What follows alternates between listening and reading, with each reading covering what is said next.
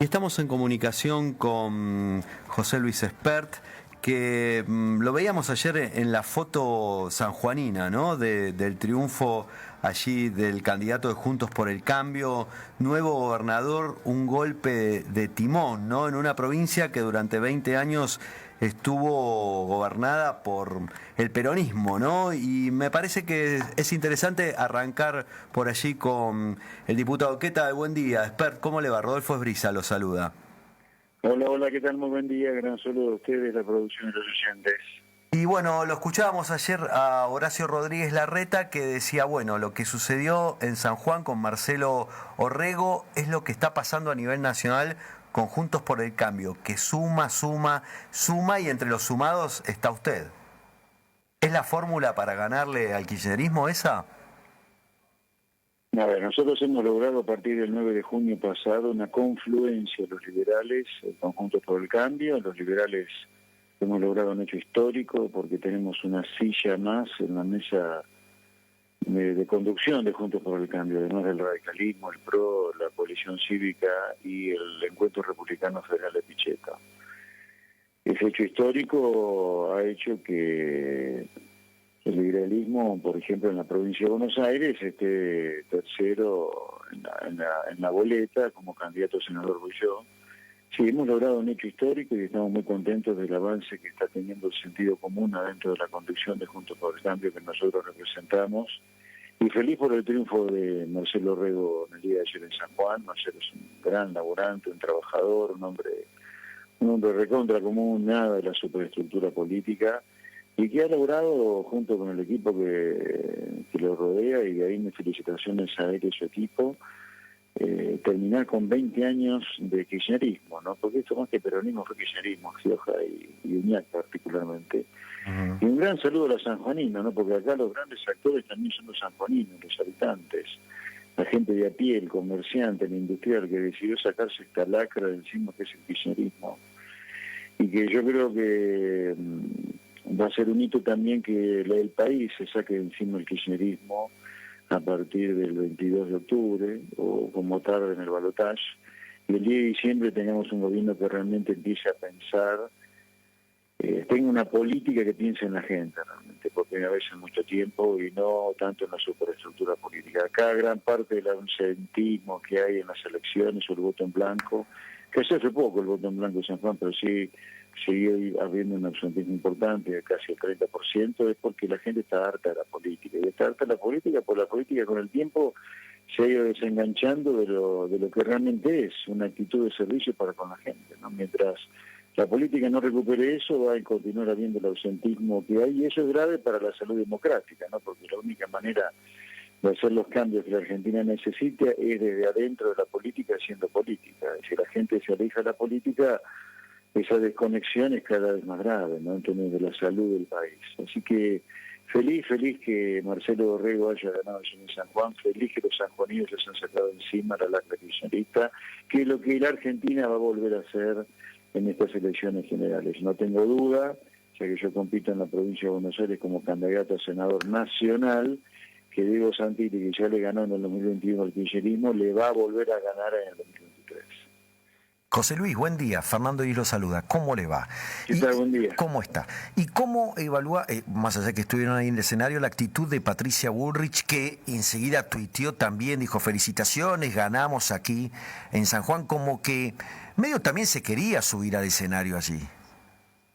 Pero está bien, si es un triunfo de todos Juntos por el Cambio. Que haya una paso adentro de Juntos por el Cambio el 13 de agosto no significa que haya enemigos del otro lado, de ninguna manera, ¿no? Así que me parece perfecto lo que dice Patricia. Muy bien, la felicito.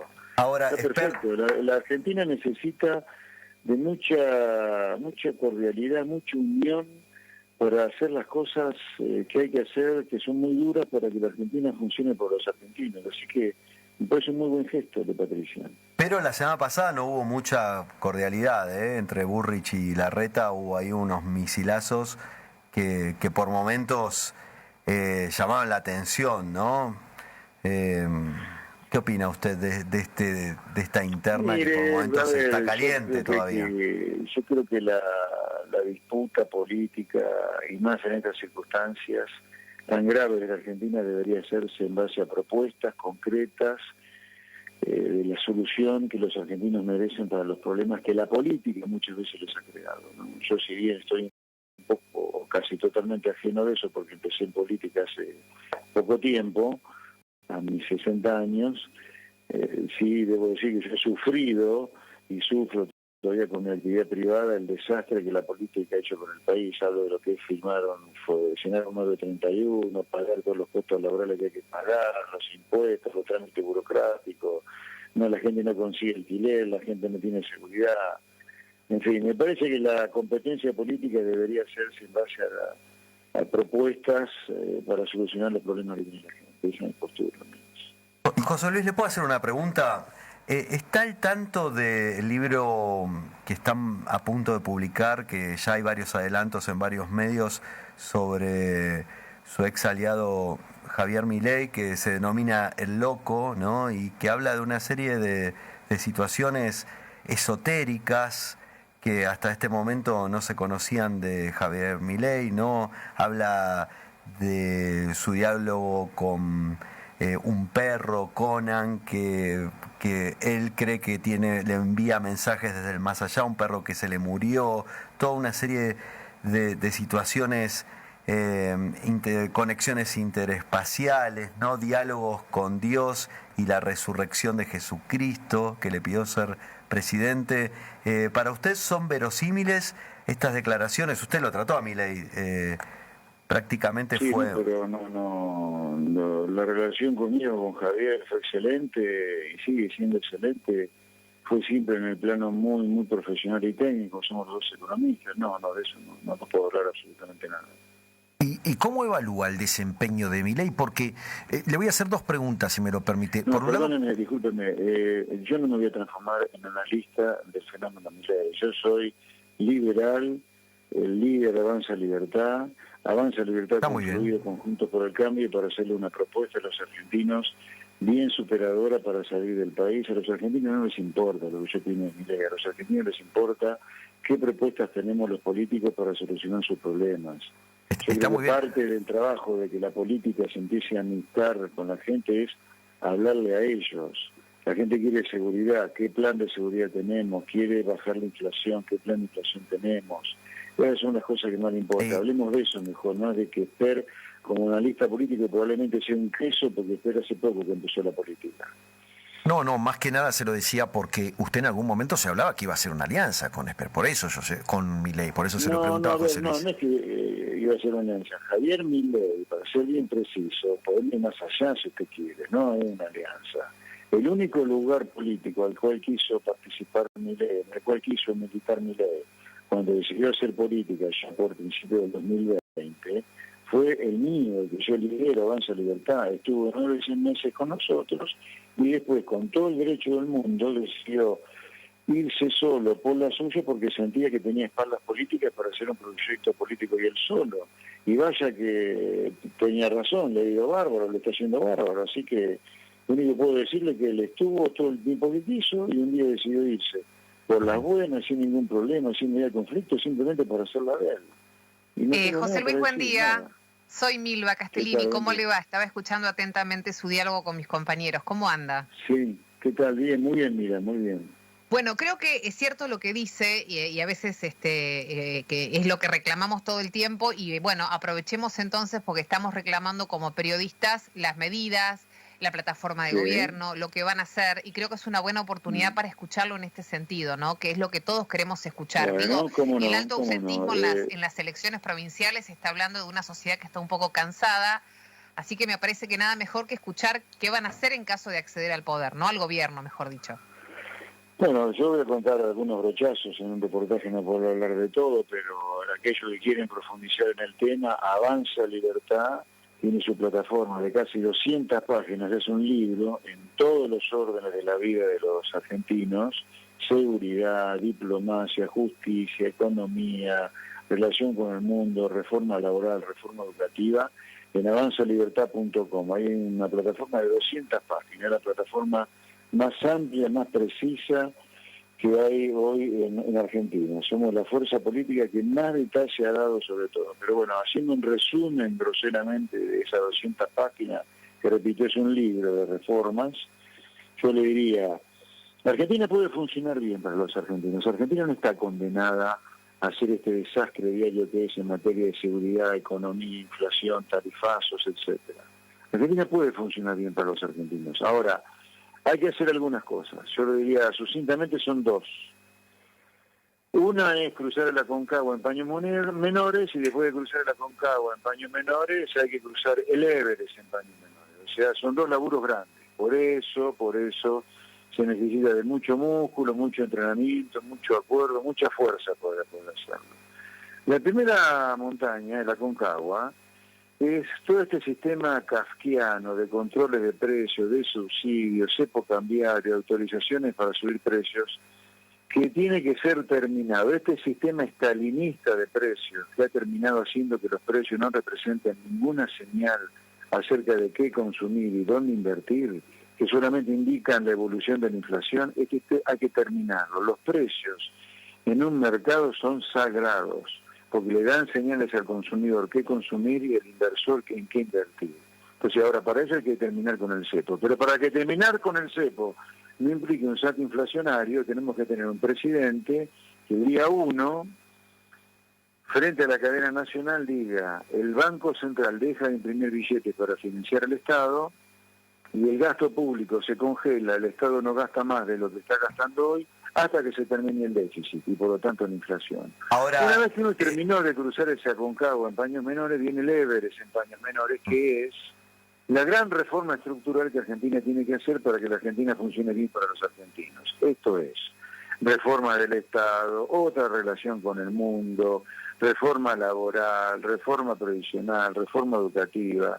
O sea, primero, el primer monte, la Aconcagua, es para que los precios funcionen. Sin que los precios funcionen, la economía seguro que no funciona. ahora José Luis, perdón. Toda la reforma estructural. Perdón, usted dice terminar con el cepo, y la semana pasada hubo un debate fuerte entre los economistas de Burrich y de Larreta. ¿Por qué? Porque del lado de Burrich te dicen hay que eliminarlo ya, cosa que no funcionó con Mauricio Macri, y del lado de Larreta te dicen no, esto tiene que ser gradual y no ponen un tiempo. ¿Usted de qué lado está entonces? ¿Lo quiere eliminar el primer día, como Burrich? Yo no estoy de ningún lado, simplemente estoy del lugar del sentido común absoluto. ¿Y cuál sería el sentido común?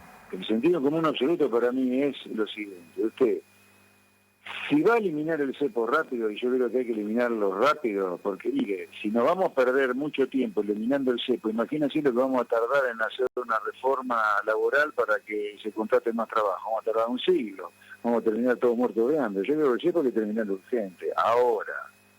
Para que terminar urgente no significa un estallido inflacionario, usted tiene que hacer las dos cosas que yo le dije cuando le hablé del primer monte, la Aconcagua. Sí. Anunciar a que el presidente juegue su capital político por cadena nacional diciendo que se prohíbe la emisión monetaria para financiar el Estado, que el Estado solo se va a financiar o con impuestos o con deuda. Y la otra cosa que tiene que hacer al mismo tiempo es decirle: se congela el gasto público en Argentina, el Estado no gasta más de lo que gasta hoy hasta que desaparezca el déficit. Si usted no hace esas dos cosas junto con la eliminación del cepo, y está jodido. Pero entonces acá, en algún lugar, no es que hay que poner el carro delante de los caballos, eso nunca hay que hacerlo, porque ya sabemos cómo terminó la convertibilidad por poner el carro delante de los caballos. Usted lo que tiene que poner es los caballos delante del carro, y los caballos son: usted tiene que terminar el cepo ya, pero tiene que hacer ciertas cosas con el carro para que los caballos realmente empujen el carro y no termine cayéndose por el barranco, porque si no, el segundo monte, el Everest, no nos va a terminar de cruzar nunca. Y ese monte usted lo tiene que cruzar urgente para que la Argentina vuelva a funcionar. La Argentina no va a volver a funcionar con ese tamaño del Estado que arrasa impuestos a la gente. Ahora, si usted congela el gasto... A ver, para entender... Un segundito, por favor. Sí. Un segundito, por favor. La Argentina nunca va a funcionar bien para los argentinos con leyes laborales que provocan que 8 millones de trabajadores trabajen en negro. Los empresarios no quieran contratar a nadie, ni en blanco ni en negro, porque saben que contratan a alguien en negro, termina en problemas. Y si lo contratan en blanco, termina en problemas peores todavía, porque estas leyes laborales funden al empresario cuando el empresario tiene un problema con un empleado. Sí, perdón, usted tiene una otra No, pregunta. quería hacer una pregunta porque me parece es interesante el planteo, pero que tiene ciertas inconsistencias, ¿no? Porque, por ejemplo, usted dice, A ver, ¿dónde están mis congelamos el inconsistencias? gasto Cuénteme. público. ¿Y qué hacemos cuando hay inflación? Uno congela el gasto público, pero estamos en una bola inflacionaria, quedarían frisados todos los salarios del Estado si congela el salario público y habría gente que automáticamente empezaría a hacer paro si usted no le da un aumento y seguimos teniendo inflación. Me parece que primero hay que contener la inflación para poder frizar el A gasto ver, público. Yo ¿O le voy a cómo? dar dos respuestas. Estoy de acuerdo Una, con que hay que conceptual. recortar el gasto público, pero si usted lo congela y tiene inflación, los sueldos van a empezar a desvalorizarse y va a tener protestas sociales. Usted. Bueno, se lo contesto de dos maneras. A ver. Una, en el 2020, año de la pandemia, año de la cuarentena cavernícola de Argentina, el sector privado, la gente de laburo estaba encerrada, no podía trabajar. Y el Estado seguía gastando a troche y mochi, estando prácticamente cerrado. Y la gente no solo no podía trabajar, porque el señor Alberto Fernández se encargó de iniciarles juicios penales a los que querían abrir el negocio para laburar, no solo no podía laburar, sino que la gente tenía que pagar impuestos. O sea, ustedes, yo, la gente nos escucha, en cuarentena, no solo no podía trabajar, sino que le cobraban impuestos. Entonces el Estado seguía vivito y coleando, cobrando lo de siempre, sin laburar prácticamente. Entonces, esta injusticia que nosotros cometemos a veces cuando miramos a la gente versus cuando miramos al Estado, me parece que es parte del problema de que la gente está harta de la política, porque tenemos una mirada muy tibia, le diría, sobre lo que hay que hacer con el Estado. Ahora, si la gente la fundimos, la dejamos en la calle muerta de hambre, no hay problema. La segunda cosa es, mire, la inflación es un problema monetario, y usted emite moneda para financiar el déficit del Estado. Y el déficit del Estado es que el Estado gasta más de lo que recauda. Y sí, algún día va a tener que ser el pato de la voz del Estado, lo va a tener que hacer. El Estado no puede tener empresas públicas deficitarias, el Estado no puede tener ñoquis, el Estado no puede tener organizaciones sociales que intermedian miserablemente los planes sociales, no puede haber transferencias discrecionales a las provincias con lo que recaban de coparticipación e impuestos propios se la tienen que arreglar, sí. El Estado algún día va a tener que hacer el ajuste, sí, porque el ajuste lo vive haciendo la gente de laburo, le cuento, ¿no? Y si no, como último ejemplo, le cuento lo que pasó en la cuarentena, nada más. José Luis, gracias por conversar con nosotros. Seguramente lo volveremos a hacer. Siempre tiene mucha disponibilidad para atendernos, así que lo seguiremos haciendo en los próximos meses ¿Cómo no? o en las ¿Cómo no? Va a próximas ser un semanas. gusto, un gran saludo para todos y un saludo para Gracias. ustedes también. Muy buenos días. Gracias. Gracias, José Luis Espert, conversando con nosotros.